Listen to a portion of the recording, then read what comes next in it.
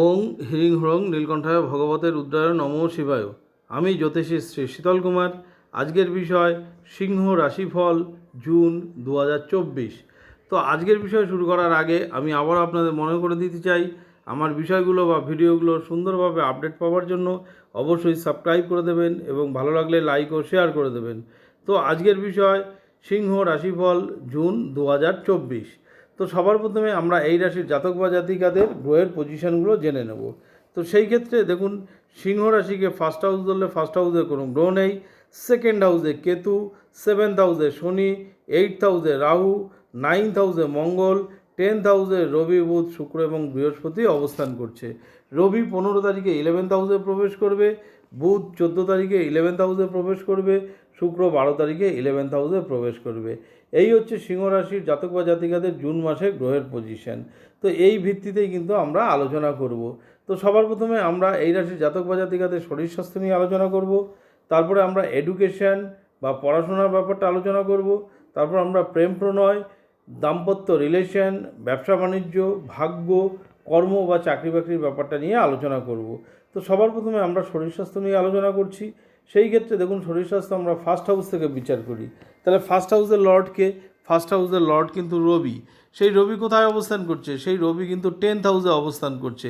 10th house অর্থাৎ কেন্দ্রের ঘর, অত্যন্ত শুভ ঘর, এবং সে কিন্তু 15 তারিখে 11th হাউসে প্রবেশ করবে। 11th হাউস অর্থাৎ সাকসেস বা সাফল্যের ঘর।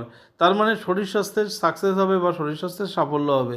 তো সেই দিক থেকে বলা যেতে পারে যে জুন মাসে সিংহ রাশির জাতক বা জাতিকাদের শরীর স্বাস্থ্য কিন্তু কোনো প্রবলেম আশা করা যায় হবে না। ওভারঅল শরীর স্বাস্থ্য কিন্তু ভালো থাকবে।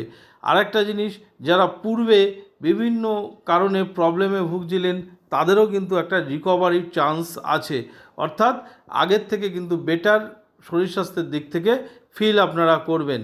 তবে একটা কথা খেয়াল রাখতে হবে, অষ্টমে কিন্তু রাহু অবস্থান করছে। সেই কারণে আপনারা একটু রাস্তাঘাটে একটু সতর্কভাবে চলবেন। যারা স্পেশালি গাড়ি টাড়ি চালান তারা একটু অ্যালার্টভাবে থাকবেন। তাছাড়া ওভারঅল কিন্তু শরীর স্বাস্থ্যে সেরকম বড় কোনো সমস্যা নেই। এরপরে আমরা এই রাশির জাতক বা জাতিকাদের পড়াশোনা সংক্রান্ত ব্যাপারটা আলোচনা করব। তো সেই ক্ষেত্রে আমরা পড়াশোনা কোন হাউস থেকে বিচার করি? পড়াশোনা কিন্তু আমরা 5th হাউস থেকে বিচার করি। তাহলে 5th হাউসের লর্ডকে, 5th হাউসের লর্ড কিন্তু বৃহস্পতি। সেই বৃহস্পতি 10th হাউসে অবস্থান করছে। তাহলে পঞ্চমপতি দশমে অবস্থান, অত্যন্ত শুভ অবস্থান। তো যার জন্য বলা যেতে পারে যে পড়াশোনার দিক থেকে কিন্তু যথেষ্ট আপনাদের এই জুন মাসে উন্নতি হতে যাচ্ছে। তার সঙ্গে রাশি অধিপতি রবি, সেই রবির সঙ্গেও কিন্তু বিফোর 15 পর্যন্ত একত্রে অবস্থান করবে। তার মানে ওভারঅল কিন্তু পড়াশোনার দিক থেকে কিন্তু যথেষ্ট সাকসেস বা সফলতা আপনারা জুন মাসে পেতে চলেছেন। কোনো অ্যাডমিশন টেস্ট থাকলে বা অ্যাডমিশনের ব্যাপার থাকলে সাকসেস বা সফলতা হওয়ার সম্ভাবনা কিন্তু অনেকাংশেই বেড়ে যায়। এবং সেই সঙ্গে 15 তারিখের পরে কিন্তু সে একাদশ স্থানে রবি প্রবেশ করবে, এবং বৃহস্পতি, পঞ্চমপতি বৃহস্পতি, সে কিন্তু দশমেই থাকবে। তো সেই দিক থেকে বলা যায় যারা বিভিন্ন চাকরি বাকরির পরীক্ষা দিচ্ছেন সেই ক্ষেত্রেও কিন্তু তাদের পজিটিভ রেজাল্ট পাওয়ার সম্ভাবনা বেশি। এরপরেই আমরা আলোচনা করব এই রাশির প্রেম প্রণয় সম্পর্ক। তো প্রেম প্রণয় সম্পর্ক আমরা কোন হাউস থেকে বিচার করি? সেটাও আমরা কিন্তু 5th হাউস থেকে বিচার করি। তাহলে 5th হাউসের লর্ডকে, 5th হাউসের লর্ড বৃহস্পতি। সেই বৃহস্পতি 10th হাউসে রয়েছে, রাশি অধিপতি রবির সঙ্গে যুক্ত হয়ে রয়েছে। রবি এবং বৃহস্পতি মিত্র গ্রহ। তাহলে সেই দিক থেকে বলা যায় প্রেম প্রণয় সম্পর্ক কিন্তু আপনাদের মধ্যে যথেষ্ট ভালো থাকবে। আন্ডারস্ট্যান্ডিং বা বন্ডিংও কিন্তু জুন মাসে যথেষ্ট ভালো হবে, কোনো সমস্যা কিন্তু নেই। তো এরপরে আমরা আলোচনা করব এই রাশির জাতক বা জাতিকাদের দাম্পত্য রিলেশনের ব্যাপার। তো সেই ক্ষেত্রে দেখুন, দাম্পত্য রিলেশন আমরা 7th হাউস থেকে বিচার করি। তাহলে 7th হাউসের লর্ডকে, 7th হাউসের লর্ড কিন্তু শনি। সেই শনি কোথায় অবস্থান করছে? সেই শনি কিন্তু 7th হাউসেই বসে আছে এবং নিজস্ব ঘরে বসে আছে। তো শনি যখন নিজস্ব ঘরে বসে থাকে তখন কিন্তু যথেষ্ট ভালো ফল দেয়। তার মানে বোঝা যাচ্ছে যে আপনার দাম্পত্য রিলেশন কিন্তু যথেষ্ট ভালো হবে। এবং সেই সঙ্গে রাশি অধিপতি যেহেতু দশম স্থানে রয়েছে, 15 তারিখে একাদশে যাবে, আপনার দিক থেকেও কিন্তু পজিটিভ রেজাল্ট পাবে এবং অপোজিট যে পার্টনার তারও পজিটিভ রেজাল্ট আসবে। অর্থাৎ দাম্পত্য রিলেশন কিন্তু যথেষ্ট ভালো থাকবে এবং আপনার যে অপোজিট পার্টনারের কিন্তু উন্নতিরও যোগ কিন্তু দেখা যাচ্ছে। এরপরেই আমরা আলোচনা করব এই রাশির জাতক বা জাতিকাদের ব্যবসা বাণিজ্য সম্পর্ক নিয়ে। সেই ক্ষেত্রে ব্যবসা বাণিজ্য আমরা সেভেন্থ হাউস থেকে বুঝি, তাহলে ডেলি ইনকাম আমরা সেভেন্থ হাউস থেকে বুঝি। সেভেন্থ হাউসের লর্ডকে, সেভেন্থ হাউসের লর্ড শনি, সেই শনি কিন্তু নিজস্ব ঘরে বসে আছে, সেভেন্থ হাউসে বসে আছে। তো তার জন্য কিন্তু বলা যেতে পারে ব্যবসা বাণিজ্যও কিন্তু জুন মাসে আপনাদের যথেষ্ট ভালো হবে। স্পেশালি যারা হার্ড জাতীয় জিনিস, লোহা লক্করের ব্যবসা করছেন, হার্ডওয়্যারের ব্যবসা করছেন, খনিজ দ্রব্যের ব্যবসা করছেন, কৃষিজাত দ্রব্যের ব্যবসা করছেন, তাদের ক্ষেত্রে তো দারুণ, বা ওভারঅল অন্যান্য ক্ষেত্রেও যারা করছেন তাদের ক্ষেত্রেও আশা করি পজিটিভ রেজাল্ট দেবে। এবং ব্যবসা করতে গেলে আরেকটা ব্যাপার বলেছি, ইন জেনারেল ব্যবসা বাণিজ্য কারক গ্রহ বুধ, সেও কিন্তু দশম স্থানে আছে এবং 14 তারিখে সে 11th হাউসে প্রবেশ করবে এবং এখানে সে কিন্তু রাশি অধিপতি যুক্ত হয়ে অবস্থান করছে। তাহলে রাশি অধিপতি যুক্ত হয়ে অবস্থান করছে, তার মানে লং টার্ম বিজনেসও যারা করছেন তাদের ক্ষেত্রেও কিন্তু ব্যবসায় সাফল্য বা সফলতা জুন মাসে দেখা যাচ্ছে।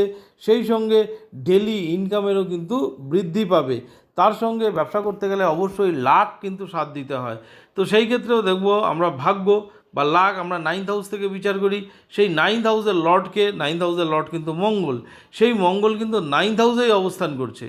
তার মানে লাক কিন্তু আপনাকে সাথ দেবে, অর্থাৎ ভাগ্যের সহায়তা যেমন দেবে, সেই রকম আপনার ব্যবসাকারক গ্রহ শনি এবং ইন জেনারেল ব্যবসাকারক গ্রহ বুধ বা রাশি অধিপতি রবি, এরা প্রত্যেকেই ভালো পজিশনে অবস্থান করছে, যার জন্য কিন্তু জুন মাসে আপনার ব্যবসা যথেষ্ট ভালো হবে। যারা প্রপার্টি কিনবেন ভাবছেন তাদেরও কিন্তু প্রপার্টি বা গাড়ি তারা অবশ্যই কিনতে পারেন। এই ক্ষেত্রে কিন্তু শুভ যোগ তৈরি হয়েছে। জায়গা জমি কিনতে পারেন। কেউ যদি শেয়ার মার্কেটে ইনভেস্ট করবেন সেই ক্ষেত্রেও তারা করতে পারেন। তবে শেয়ার মার্কেটে ইনভেস্টের আগে আমি বলবো আপনাদের কিন্তু যে জেনারেল যে ছক আপনাদের, সেই ছকটা এবং বর্তমান সময়ের গ্রহের অন্তর্দশাটা অবশ্যই ফলো করে তারপরে করবেন, কারণ গোচরে কিন্তু আপনার খারাপ নেই, গোচরে কিন্তু যথেষ্ট ভালো আছে জুন মাসে। তো এরপরেই আমরা আলোচনা করব এই রাশির চাকরি বাকরির ব্যাপার নিয়ে। সেই ক্ষেত্রে দেখুন, চাকরি বাকরি কারক গ্রহ হচ্ছে শুক্র। সেই শুক্র কোথায় অবস্থান করছে? সেই শুক্র কিন্তু দশমে অবস্থান করছে, অর্থাৎ চাকরি আমরা 10th হাউস থেকে বিচার করি এবং 10th হাউসের লর্ড 10th হাউসেই অবস্থান করছে, যা কিন্তু অত্যন্ত শুভ। এবং 12 তারিখে কোথায় যাবে? 12 তারিখে কিন্তু সে সাকসেসের ঘরে যাবে, সাফল্যের ঘরে যাবে। তাহলে এই যে 10th হাউসে অবস্থান করছে শুক্র, সে কিন্তু প্রথমে বিফোর 15 পর্যন্ত রবি এখানে থাকবে 10th হাউসে, এবং তার মানে 12 তারিখ পর্যন্ত, 12 তারিখের আগে পর্যন্ত শুক্র কিন্তু 10th হাউসে থাকবে। তার মানে এই 12 তারিখের আগে পর্যন্ত শুক্র রবি কম্বিনেশন হবে, যা অত্যন্ত শুভ। হ্যাঁ, তার মানে চাকরি বাকরির ক্ষেত্রে কিন্তু আপনার পজিটিভ রেজাল্ট আসবে। আপনার চাকরির ক্ষেত্রে প্রমোশন হতে পারে, আপনার চাকরির মাধ্যমে আয় উন্নতি বৃদ্ধি হতে পারে। যারা এখন চাকরি পাননি, চাকরির চেষ্টা করছেন, তারাও কিন্তু চাকরি পেতে পারেন। চাকরির যোগ তৈরি কিন্তু হয়েছে। এবং 12 তারিখের শুক্র যেমন প্রবেশ করবে 11th হাউসে, আবার সেইখানে 15 তারিখে 11th হাউসে প্রবেশ করবে রাশি অধিপতি রবি। তার মানে আপনার রবির সঙ্গে কিন্তু শুক্রর কম্বিনেশনটা থেকেই যাচ্ছে, যার জন্য ওভারঅল জুন মাসে কর্মক্ষেত্রে কিন্তু আপনাদের দারুণ উন্নতি হতে যাচ্ছে। সেই সঙ্গে আপনাদের ইন জেনারেল প্রত্যেকের যে ইন্ডিভিজুয়াল ছক আছে, সেই ছকের যদি অন্তর্দশা পারমিট করে এবং 10th হাউসের লর্ড ভালো পজিশনে থাকে, তাহলে বলতে হবে যে আপনাদের কিন্তু জুন মাসে একটা গোল্ডেন টাইম কিন্তু যাচ্ছে বা হতে চলেছে। তো যাই হোক, এটা বেসিক্যালি গোচরজনিত ফলাফল। তো আরও ভালো প্রেডিকশানের জন্য আমি আগেও বলেছি যে অবশ্যই যেটা জন্মকালীন ছক, সেই ছকটা তার অন্তর্দশাটা কিন্তু ফলো করা দরকার।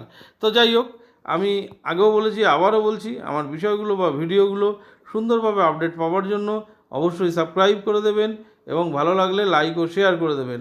আবার আগামী দিনে নতুন ভিডিও নিয়ে আপনাদের সামনে উপস্থিত হব। ধন্যবাদ।